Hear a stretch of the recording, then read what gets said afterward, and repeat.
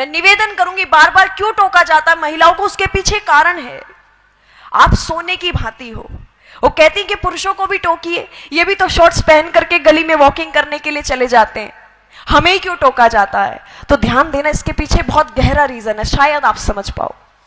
पुरुष एक लोहे की भांति है, लोहे से तुलना की गई है पुरुष की, लेकिन महिला एक हीरे की भांति है, एक गोल्ड की भांति है, सोने की भांति है। आपने देखा होगा, आप यहां से बाहर निकलेंगे, लोहा आपको कहीं भी पड़ा मिल जाएगा। जहां कहीं भी आपको पता चले कि लोहे का काम यहां होता है, तो दुकान से बाहर पड़ा हुआ है, कहीं भी रास्ते में पड़ा हुआ मिल जाएगा, उसकी कोई देखरेख के लिए सिक्योरिटी वगैरह नहीं है। लेकिन जब आप कोई ज्वेलरी खरीदने के लिए जाते हो, गोल्ड और डायमंड की, तब भी यही स्थिति होती है क्या? कवर करके रखा जाता है, और कवर ही नहीं, ओवर सिक्योरिटी में रखा जाता है। साइरेंस यूज हो जाते हैं जैसे ही कोई टच करता है।